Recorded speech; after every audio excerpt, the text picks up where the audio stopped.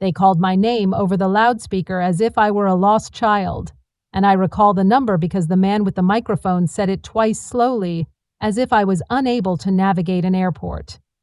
I was seated near the vending machines, holding a boarding pass that did not scan, not because it was incorrect, but because it did not exist. My son had forgotten to purchase a ticket for me, and he had booked the entire family's first-class flight to Maui, including his wife and their 2 sons, as well as the nanny. I stood there in my clean slacks and soft yellow cardigan. The agent blinked at the screen and said calmly, "There is no reservation under your name." I contacted Derek, but the phone rang 5 times before going to voicemail. I sat down and waited, assuming that it was a mistake and that my name was mistakenly added to another reservation. However, no one returned after 38 minutes. Eventually, I saw the plane taxi away through the window confidently as if it had taken off 1,000 times, with a full cabin and no guilt. I remained on the bench for an additional hour just in case, but I knew in my heart that you could not forget. I watched a young girl weep when her balloon burst. Her father kneeled down and offered her his soda straw to play with. And she laughed again in under a minute. This level of care was once a part of my life when Derek was small, and I believed I was the center of the world. It is amusing how quickly one can transition from the center to the margin. When I finally stood up, my knees had popped. I walked back toward the escalators, passing by the travelers, shops, and neon signs that sold memories to those who still had time to create some. The sun had set behind the glass, and I climbed the glass. I did not speak to the driver or the woman sitting next to me, who had an orange scent. I maintained my silence in the same manner as one would hold a glass bird tightly, pretending it was not already cracked. I would like to inquire if anyone has ever left you behind and made it appear to be an accident. The most painful aspect of being forgotten is that it is not a mistake. It is a message. I received mine clearly and loudly. That evening, I refrained from contacting Derek as I did not wish to hear his voice as if nothing had occurred. I was not prepared for it. I made tea, fed the cat, and folded the laundry that had been sitting in the dryer for 2 days. The house felt colder than usual, not in temperature or tone. It had been my home for 40 years, yet that evening it felt like a waiting room in which I did not belong. The following morning, a yellow envelope slid through the front door slot, containing a $50 grocery store logo and my name in block letters. There was no note, apology, or signature, just a silent gesture tossed at the wound like a cotton ball on a gunshot. I placed it on the floor, the kitchen counter, and left it there at noon. The phone rang and the caller ID lit up with his name. I allowed it to ring and I listened to his voice as it poured through the machine. He informed me that they had boarded quickly and that he had mistakenly assumed that someone else had taken care of my ticket. He did not realize this until they were already in the air. He apologized for the confusion caused by the group booking. I prepared lunch and ate it in silence. Later that week, I received a package containing a t-shirt that read Aloha in faded red letters and a keychain shaped like a pineapple. The package had a sunscreen scent. The most difficult aspect of the situation was that I continued to attempt to believe him.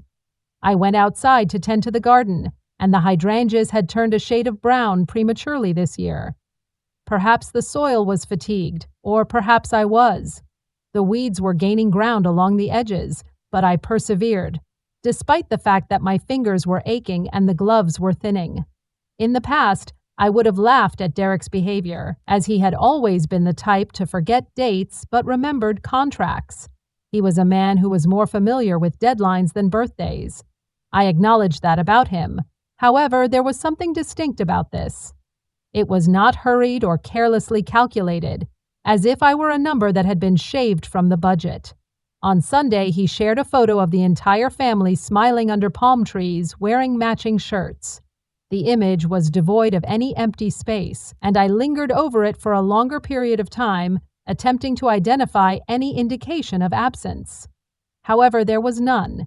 It was a flawlessly curated image of joy, with not a single thought for the woman who had raised the man holding the camera. This was the moment that I ceased defending him in my own mind 2 weeks after the trip. The male individual presented a formal envelope from the foundation that Derek and I had co-founded 12 years ago. We had established the foundation as a means of maintaining Roger's legacy by providing small education grants to underfunded school districts throughout the state. The envelope contained a single sheet of paper that was both impersonal and crisp. It informed me that the annual board meeting had taken place last Thursday and that the organization had adopted a new strategic direction, revised its bylaws, and voted on leadership roles. This was the type of letter that is typically sent after decisions have been made. I contemplated the letter for a while. Although my name was not listed as a founder, voting member, or recipient of gratitude, it was absent from the website. Upon opening the website, I noticed that the Our Team section had been redesigned to be sleeker and more polished, with a new mission statement and photos of Derek and a few young professionals, one of whom appeared to be a marketing intern. As I scrolled down, Roger's name was barely visible at the bottom of the page under In Memory, and mine was completely absent. The board had always convened at our home in the early days. Roger drafted the mission on yellow legal pads while I poured coffee in my dining room. Derek was preoccupied with building his firm at the time, and he did not show much interest. However, his attention began to shift as the money began to grow. I accessed the public filings and discovered that my access to internal documents had been revoked. I had been removed from the founding charter without any explanation or phone call. I sat in the study and allowed the realization to sink in like dust in an old room. I was not forgotten. I was erased. This did not happen by accident. It was intentional. The worst part was not the betrayal. It was the care he took to conceal it behind polite updates and mailed notices that night. I couldn't sleep. I woke up at 3 a.m. and opened the mail. Derek had planned this, and he smiled through it, likely convincing himself that it was for efficiency and simpler operations. He also wanted to present a younger face to donors that evening. I looked around the house, and every framed photo, file folder, and certificate still bore my handwriting. However, legally, I had vanished.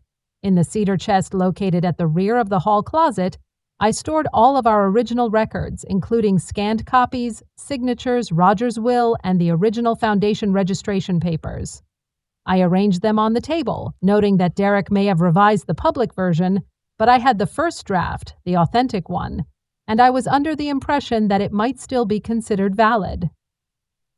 The following Monday, I began my day with a leisurely cup of warm water with lemon. Although the house was quiet, it did not feel serene. It felt as though something significant had been left unfinished. I laid the records out on the table. I made a copy of each sheet and filed one set into a new folder labeled in thick marker. The other set was placed in a locked drawer in my bedroom desk, along with the old power of attorney Roger had signed back in 2009. I had nearly forgotten that it existed by the time lunchtime arrived. I had spoken with Edith, Roger's former colleague who was now retired but still sharp.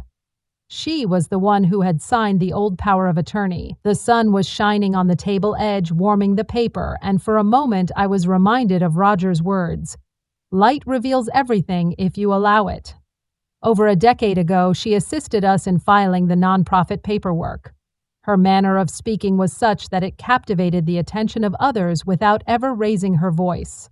I requested that she review a few items and she agreed without asking many questions. This was the type of trust that we had established through years of mutual support.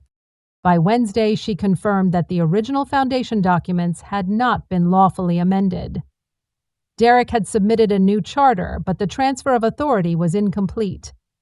I continued to have standing as a founder, which meant that everything Derek had done since was legal.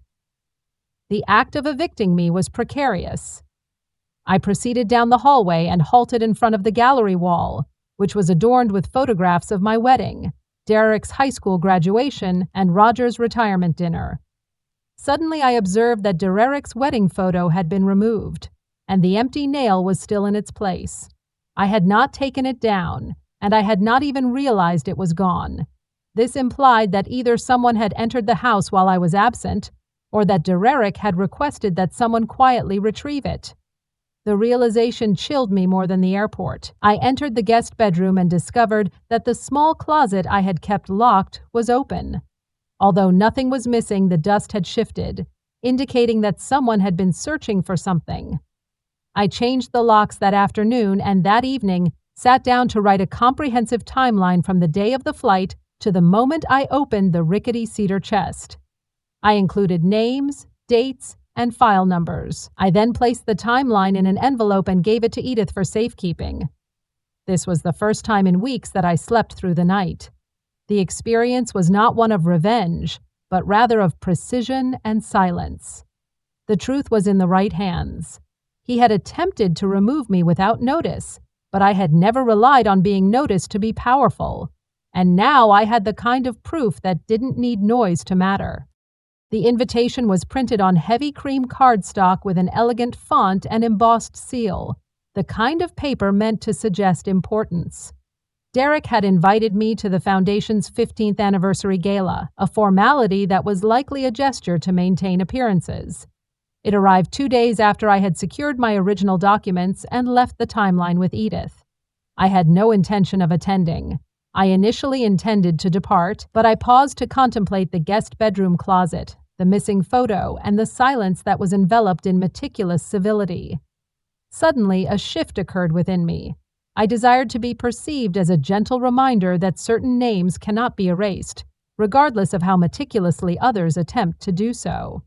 I donned a dark blue dress, the same one I had worn to Roger's previous award ceremony.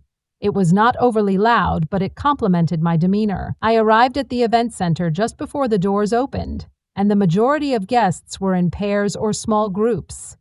I entered alone, bearing only the weight of my own name.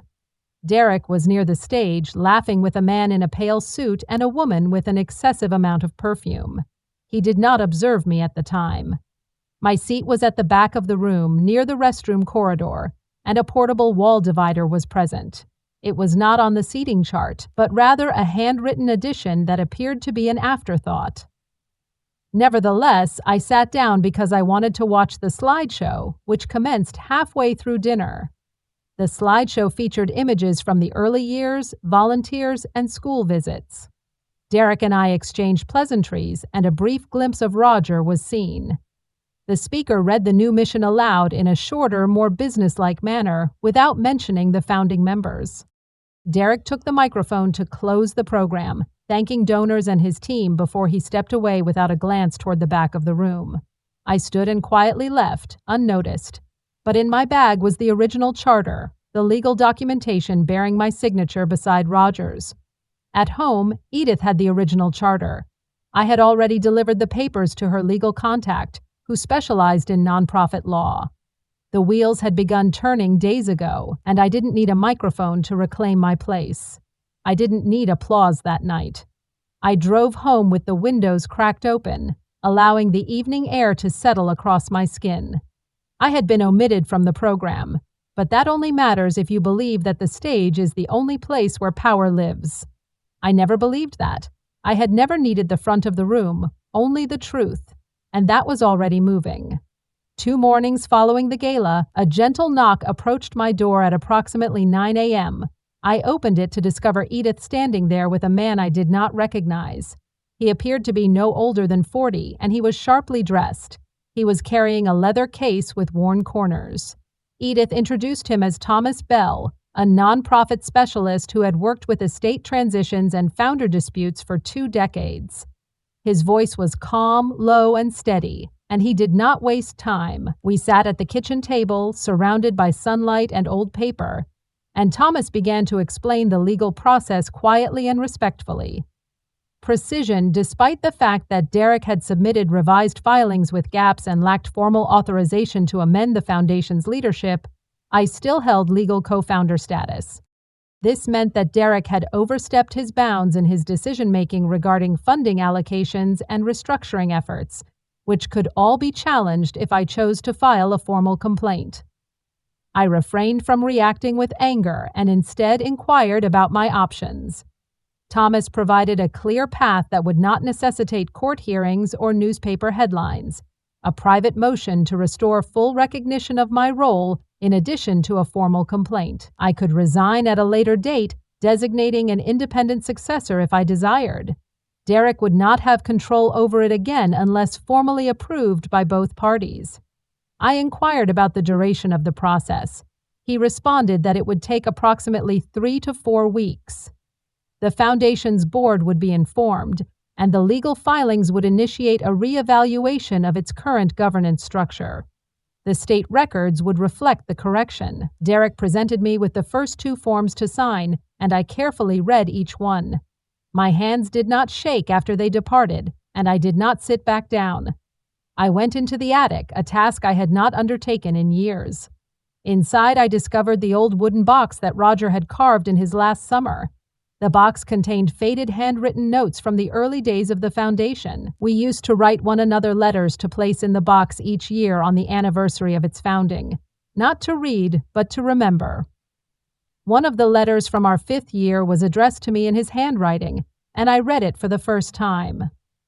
He wrote that the Foundation would only be meaningful if it held its heart, and he said, if I was granted his permission to fight for it with both hands open and full of grace, if anyone ever attempted to pull me out. That afternoon I lit a candle beside the box and sat quietly with the letter beside me. The issue was no longer merely legality. It was about the significance of Roger's values and the truth that did not require shouting to be perceived. My signature was not a confrontation.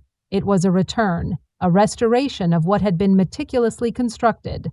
I was entitled to this possession not because of my power, but because of my presence. This kind of presence does not diminish simply because someone edits a document. By the 2nd week, the board had received notice. Thomas sent me a brief update, confirming that the filings had been acknowledged and the state record of the Foundation's formation had been amended to reflect the original founder intent. My name was reinstated in its proper place. It was a quiet correction that did not involve any press or calls, but would have a far-reaching impact. Derek had not called, but I was aware that he was aware. The following Sunday, the Foundation hosted a community luncheon in the city park to showcase its new education initiative, which Derek had launched without consulting anyone but donors. I was not invited, of course, officially, but a flyer had been left in my mailbox, likely by a volunteer who was unaware of the full story. I wore the same shoes I wore on the Foundation's first field trip when we visited that rural elementary school in Jackson County. Although they were worn at the edges, they were still sturdy. The park was crowded with white tents and children painted their names on banners. Tables were stacked with branded water bottles and reusable tote bags. The stage was modest, but it was set at the center and raised slightly. The banner above the stage read, "Innovation Through Generations." I remained in the rear, where Derek stood tall behind the podium. He frequently smiled and spoke about the future, referencing phrases such as sustainable impact and long-term vision. His tone was smooth and his delivery was well practiced. However, there was a single instance in which his eyes drifted toward the crowd, and I observed a brief pause. He continued to speak as if I were indistinguishable from the trees or the wind, without a nod, blink, or change in rhythm. Only a subtle lock of his eyes indicated that he had noticed my presence and was hoping that I would walk away. I chose not to do so. I remained seated until the conclusion of the event, when the volunteers began stacking chairs and the children gathered around tables for snacks. I then walked past the tables and left a printed envelope with the woman at the information booth. She smiled and placed it in a bin labeled Reports. Inside the envelope was a single copy of the state document highlighted under my name. I did not reflect on the event that evening, as I did not need to, as the ground eventually reminds someone who watered it first. The storm was still silent but gathering force by the end of that week. Nathan called and confirmed what I had already suspected deep down. Derek had not only forged my signature, but had also rerouted 2 of my retirement accounts into a holding company bearing a similar name to the nonprofit, all under the guise of reinvestment and tax efficiency. Sometimes the most powerful speech is made by simply standing in a place no one expected you to still own quietly without apology, with every step rooted in memory they thought had been erased. Nathan requested a forensic accountant, and we signed the release 2 days later. Derek had initiated the transfers the same week that I had been home from church due to a mild fever. He had called that day and offered to assist with some overdue bills.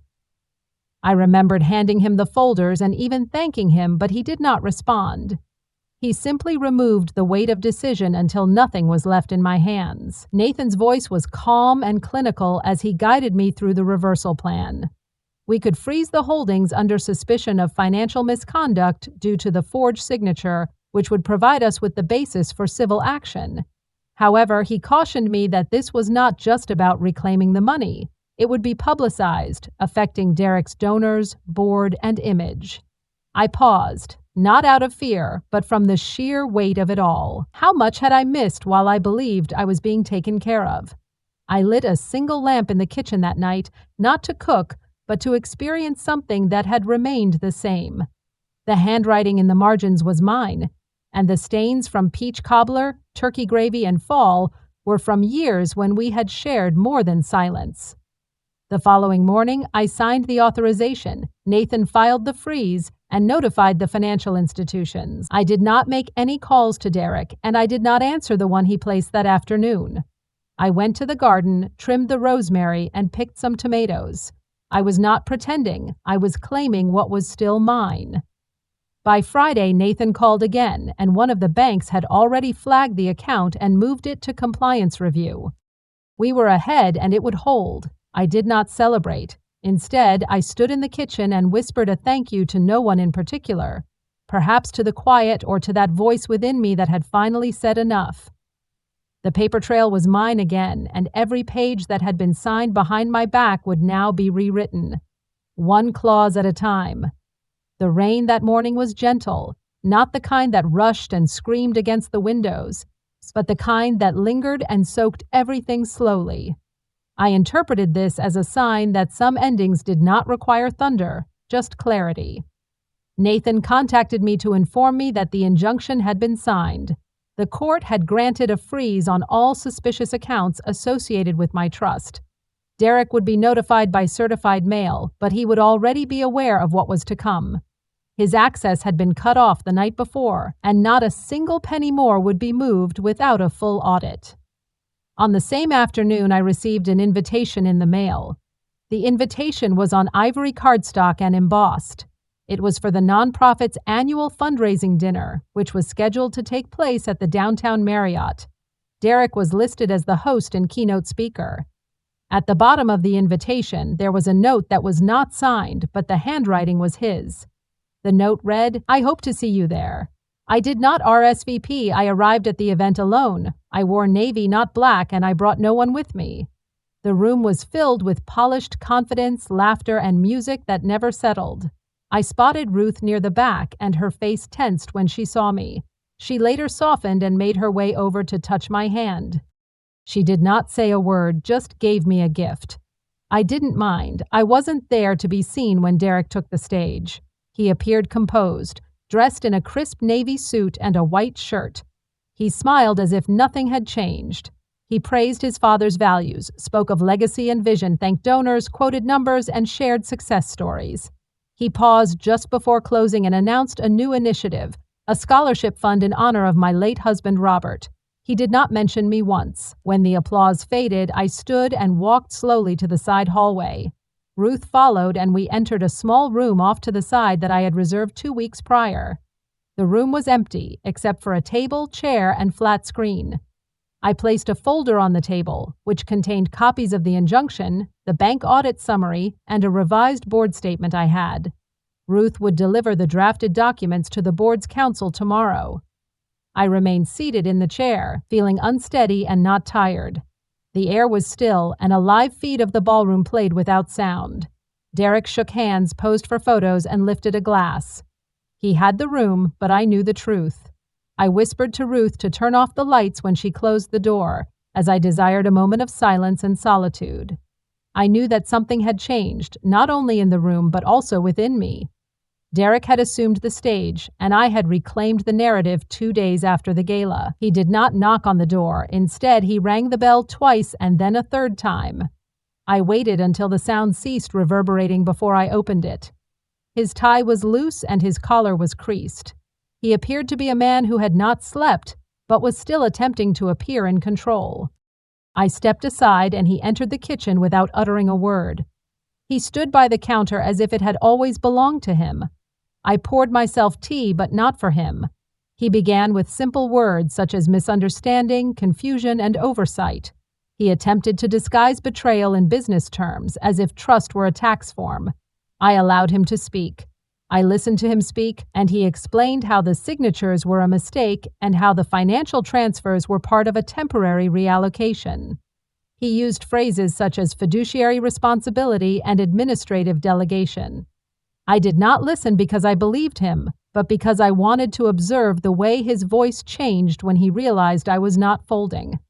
I placed the court file on the table between us, and he did not touch it. Instead, he stared at the embossed seal. This is when the veneer cracked and the charm faded. His words lost polish and became questions, layered with blame. He raised his voice slightly and informed me that I was overreacting, that I did not comprehend the structure, and that I had never been adept at working with numbers. I did not respond, and I stood, walked to the hall, and returned with a single envelope containing a new set of instructions and a legal addendum drafted by Nathan. The addendum removed Derek from all positions of financial control, appointed a third-party fiduciary, and sealed my estate under court supervision. I presented the envelope to him, but he did not open it. His shoulders dropped, and his eyes widened. In that moment, I was the woman who had paid every bill, signed every check, baked every birthday cake, and done so without needing thanks. However, I was not going to be the woman who allowed the knife to stay in the drawer once she saw the cut. He left without saying another word. I stood at the door for a long time after it closed, and the wind had picked up leaves that danced along the sidewalk like they didn't care where they landed. I let the breeze in that night, and I didn't replay the conversation. I did not question my decision, nor did I lament the silence he had left behind. I opened a new notebook, inscribed the date at the top of the page, and then wrote a single sentence: "You cannot rewrite a story that was never yours to steal." The following week unfolded in a series of slow, deliberate steps with no dramatic developments. Rather, it was a quiet redistribution of power. I met with the fiduciary, a woman named Carla Monroe, who was in her mid-50s, had sharp eyes and a calm voice. She asked direct questions and took meticulous notes. Although she did not smile frequently, I trusted her more because she did not waste words. Life can be lost in a blink when mishandled. Together, we rewrote the structure of my estate, ensuring that every beneficiary reviewed and reevaluated every clause. By the conclusion of the meeting, Derek's name was no longer present in any position of authority or influence. The inheritance schedule had been locked, the charitable trust had been expanded, and the scholarship Derek had attempted to weaponize would now operate under a new board with Ruth quietly installed as chair. Carla inquired if I would like to inform Derek. I declined that evening. I proceeded to stroll through the house at a leisurely pace, allowing my fingers to trace the walls. Each corner was adorned with years of dedication. Derek had previously repaired the back door, and I had stained the bookshelf myself after Robert's passing. None of it belonged to the version of him who attempted to seize what was not his. I extracted a small box from my closet, which contained envelopes that I had composed years ago but had never sent. The envelopes contained birthday cards, apologies, and notes that I had saved for a time when the circumstances were more suitable. I burned each envelope individually in the fireplace, not out of spite, but because the time had passed. The phone rang once that evening, and I did not answer. I recognized the number. It was his. However, I had already communicated all that was necessary without speaking a word. The following morning, Ruth brought over coffee, and we sat in the sunroom. The morning air was sharp with the scent of pine, and the windows were open.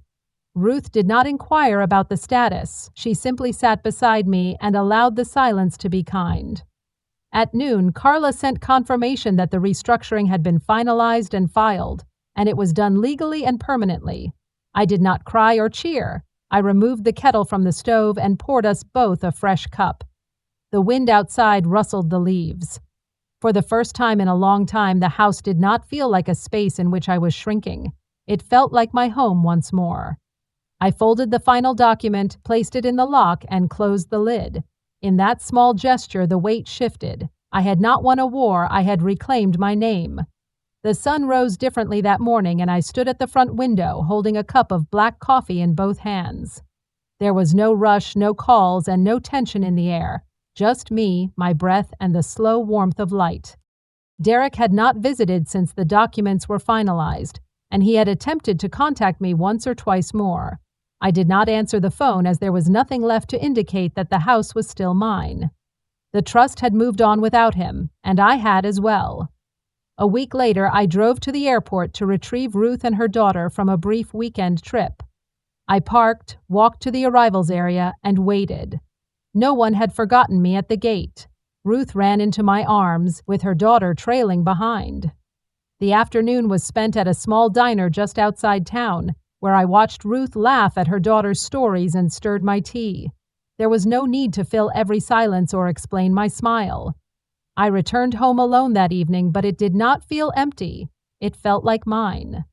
Later that night, I took the photo of Derek from the hallway shelf and placed it in a drawer. There was no fuss, just connection and a quiet, honest recognition that you don't always get with blood ties. I am uncertain as to what he will do next, but I am certain of the actions I will not take in the future. I will not shrink in order to be granted a seat, beg to be remembered at the gate, or write checks to remain loved. The house, the silence, and the peace are all in my name. I did not require a plane to depart. I simply required the strength to remain standing. If this story has reminded you of any moment in your own life, even a small one, where you chose to prioritize yourself over being overlooked, I hope you will hold on to that strength. You do not require applause to reclaim your worth. Simply remain silent. It is certain that this space is aware of you, and it is possible that you are not as isolated as you believe, particularly if you have ever felt invisible in your own family.